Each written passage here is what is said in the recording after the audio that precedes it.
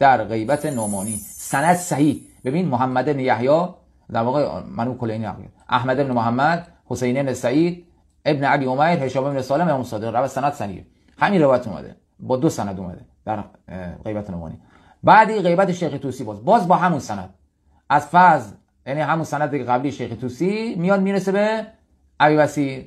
اینم علی ابن ابی حمزه بطاینی در این دوره‌ای که حدیث رو نقل میکنه عزیزان دل منحرف نشده بود. علی ابن ابی حمزه بطاینی واقفی شد. خب واقفی شد، امام رضا رو قبول نداشت.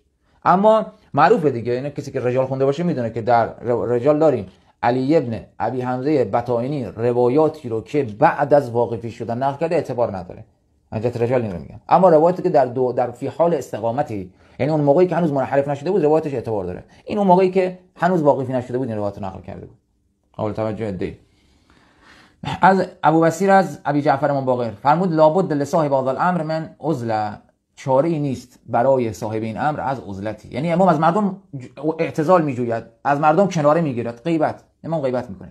و لابد فی عزلتی من قوه، و چاره ای نیست، بدی نیست در عزلتش از قوت. حالا اینجا کلمه قوت، یعنی امام در کنارگیری از مردم قوت دارد. یعنی که بلیه‌ای که در جمع هست سر پدران شما سر امام نمیاد.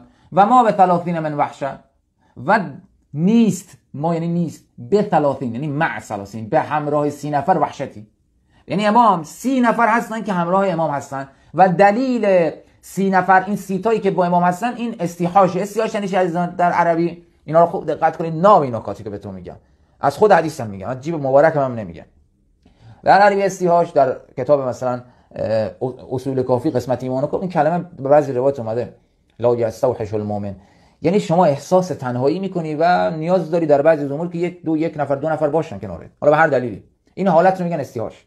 امام مهدی نه اینکه حالا استیحاش داره، روایت این گونه گفتن که امام مهدی وقتی 30 تا هست که اصلا استیحاشی وجود نداره، وحشتی وجود نداره و امام برای کارهای 30 نفر رو نیاز داره. خیلی از کارهایی هستن که امام با این هم حضور فیزیکی داره عزیزان، امام حضور داره. امام رو روایات گفتن ما میبینیم، امام میره حج، کربلا میره، هر سال در حج واجب طبق روایات سند صحیح ما شرکت میکنه. حج واجب روایت داریم اصلا امام مهدی اگر در حج واجب شرکت نکنه حج مردم قبول نیست، باید امام معصوم باشه. این قانون اصلا یک اصلیه. ما همه امام رو دیدیم، هممون امام رو دیدیم، مشکل در شناخت فقط نمیشناسیم. مانند حضرت یوسف، دقیقاً در جلسه قبل خدمتتون عرض کردم امام صادق خیلی دقیق فرمود. حضرت یوسف همه میدیدن ولی نمیدونستن این همان است، این همون حجت غایبه. امام مهدی همونه، هممون امام رو دیدیم نمیشناسیم امام رو.